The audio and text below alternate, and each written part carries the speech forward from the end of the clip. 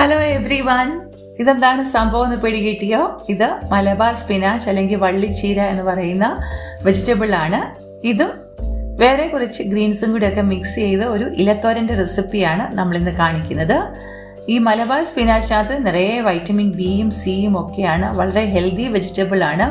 നമ്മുടെ വീട്ടിലൊക്കെ നല്ല സുഖമായിട്ട് വളർന്നു വരും. നമ്മൾ ടെറസിൽ വളർത്തുന്ന വള്ളിച്ചീരയിൽ നിന്ന് എടുത്ത ഇലകളാണ് ഉപയോഗിക്കുന്നത്. അപ്പോൾ welcome back to the channel. Hope you are all fine by the grace of God. ഞാൻ കുറച്ച് മൈക്രോ ഗ്രീൻസ് ഒക്കെ വളർത്തിയിട്ടുണ്ടായിരുന്നു. ചെറുപയറിൻ്റെയാണ് കേട്ടോ. ഇത് ടിഷ്യൂ പേപ്പറിലാണ് വളർത്തിയിരിക്കുന്നത്. ഇതെങ്ങനെയാണ് ടിഷ്യൂ പേപ്പറിൽ വളർത്തുന്നതിനൊക്കെ ഒരു നല്ല വീഡിയോ നേരത്തെ ചെയ്തിട്ടുണ്ട്. കാണാത്തവർക്കായിട്ട് അത് എൻ സ്ക്രീനിൽ കൊടുത്തേക്കാം, അത് കണ്ടു നോക്കുക. അത് വെച്ച് ഉണ്ടാക്കാവുന്ന 1-2 റെസിപ്പിയൊക്കെ അന്ന് ചെയ്തിട്ടുണ്ടായിരുന്നു. അപ്പോൾ ഇത് ഇച്ചിരി ദിവസമായിട്ട് ഇങ്ങനെ വളർന്നു നിൽക്കുകയാണ്. എന്നാൽ ഇത് വെച്ച് ഒരു തോരൻ ഇന്ന് ഉണ്ടാക്കിയേക്കാം എന്ന് വിചാരിച്ചു. പക്ഷേ ഇത്രയും മൈക്രോഗ്രീൻ കൊണ്ട് നമുക്കൊരു തോരൻ ഉണ്ടാക്കാനായിട്ട് പറ്റിയില്ല. അപ്പോൾ അതിൻ്റെ കൂട്ടത്തിൽ കുറച്ച് വള്ളിച്ചീരയുടെ ഇലകളും കൂടി എടുത്തിട്ടുണ്ട്. ഇത് എളുപ്പം വളരുന്ന ഒരു പ്ലാന്റ് ആണ് കേട്ടോ. നമുക്ക് അധികം ഒന്നും വിഷമിക്കാതെ, അധികം പരിപാലനം ഒന്നും ഇല്ലാതെ ഈസി ആയിട്ട് വളരും. ഇത് ഗ്രീൻ വെറൈറ്റി മലബാർ സ്പിനാച്ച് ആണ്. ഇതിൻ്റെ തണ്ട് വേണമെങ്കിൽ നമുക്ക് സാമ്പാറിലും അവിയലും ഒക്കെ ഇടാം. നന്നായിട്ട് കട്ട് ചെയ്ത് കഴുകിയെടുത്താൽ മതി. ഇനി ഇതിൻ്റെ ഇലകളെല്ലാം നമുക്കൊന്ന് സെപ്പറേറ്റ് ചെയ്തിട്ട് നന്നായിട്ട് കഴുകി തുടച്ച് എടുക്കണം. അപ്പോൾ ഇത് രണ്ടിൻ്റെ ഇലകൾ കഴുകി തുടച്ചെടുത്തിട്ടുണ്ട്. ഇത് വള്ളിച്ചീരയുടെ ഇലകളാണ്. ഇത് വെച്ചൊരു ബജിയൊക്കെ ഉണ്ടാക്കാം കേട്ടോ. റെസിപ്പി നേരത്തെ ഇട്ടിട്ടുണ്ട്, കാണേണ്ടവർ കാണണേ. പിന്നെ നമ്മുടെ മൈക്രോ ഗ്രീൻസും കട്ട് ചെയ്ത് എടുത്തിട്ടുണ്ട്. അപ്പോൾ ഇത് രണ്ടും നമ്മുടെ വീട്ടിലെ ഫാമിൽ നിന്നുള്ള പ്രൊഡക്ട്സ് ആണ് കേട്ടോ. ഇനി ഇത് എല്ലാം നന്നായിട്ടൊന്ന് അരിഞ്ഞുകൊണ്ട് വരണം. ചെറുതായിട്ട്, എത്രയും ചെറുതായിട്ട് അരിയാമോ അത്രയും ചെറുതായിട്ട് അരിയുക. പിന്നെ വേണ്ടുന്ന ഇൻഗ്രീഡിയൻസ് പറയുന്നത് കുറച്ച് ഉള്ളി വേണം, പച്ചമുളക്, തേങ്ങ, കറിവേപ്പില.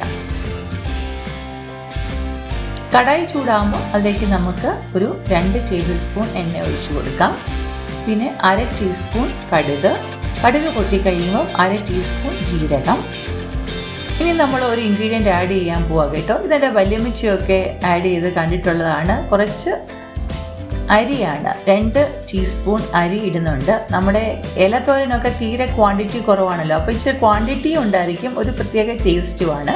പിന്നെ ഒരു 3 വറ്റൽമുളകും കുറച്ച് കറിവേപ്പില ഇട്ടിട്ടുണ്ട്. പിന്നെ ഇതിലേക്ക് നമുക്ക് ആഡ് ചെയ്യുന്ന പറയുന്നത് നമ്മുടെ പച്ചമുളകും ഉള്ളിയും.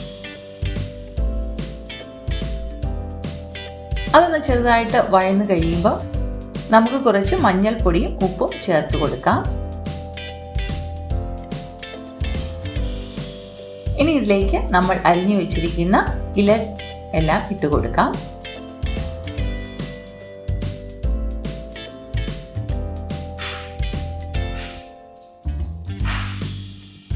കണ്ടോ, ഒരു ചിലവില്ലാതെ നമുക്ക് വേണ്ടുന്ന ഇലക്കറികൾ നമ്മുടെ വീട്ടിൽ തന്നെ ഉണ്ടായില്ലേ. വളരെ എളുപ്പമാണ് ഈ മൈക്രോഗ്രീൻസ് ഒക്കെ വളർത്താനായിട്ട് കേട്ടോ. മാസത്തിലൊന്ന് എല്ലാവർക്കും ഇതൊക്കെ ഒന്ന് ട്രൈ ചെയ്യാം. ഒന്ന് ഇളക്കിയൊക്കെ കൊടുത്തിട്ട് ഒന്ന് അടച്ചു വെക്കാം. അപ്പോൾ അന്നത്തേന് നമ്മുടെ ഇലയൊക്കെ ഒന്ന് വഴന്നു വരും.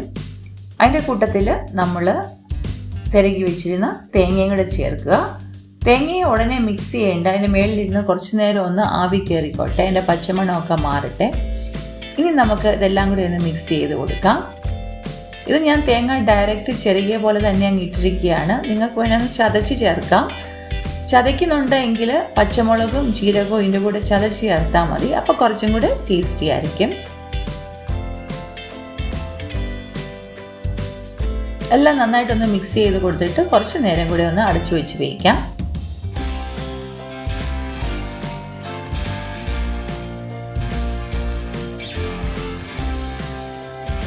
അത് കഴിഞ്ഞ് തുറന്ന് വെച്ച് വെള്ളം വറ്റുന്നിടം വരെ കുക്ക് ചെയ്ത് കഴിഞ്ഞാൽ നമ്മുടെ തോരൻ റെഡിയാകുന്നതാണ്. വളരെ ഹെൽത്തി ആൻഡ് ന്യൂട്രീഷ്യസ് തോരനാണ്. ഈ സിമ്പിൾ തോരൻ റെസിപ്പി നിങ്ങൾക്ക് എല്ലാവർക്കും ഇഷ്ടമായി എന്ന് കരുതുന്നു. ഇഷ്ടമായെങ്കിൽ ഷെയറൊക്കെ ചെയ്യുക. ആദ്യമായിട്ട് ചാനൽ കാണുന്നവരുണ്ടെങ്കിൽ സബ്സ്ക്രൈബ് ചെയ്ത് വെച്ചാൽ ഇങ്ങനെയുള്ള വീഡിയോസൊക്കെ മിസ് ചെയ്യാതെ ഇരിക്കും. ഉടൻ തന്നെ ഇതുപോലെയുള്ള ഒരു വീഡിയോയുമായിട്ട് നമുക്ക് കണ്ടുമുട്ടാം. Thank you for watching. എല്ലാവരും സുഖമായും സന്തോഷമായും ഇരിക്കണം. May God bless you all. With love, Merentin.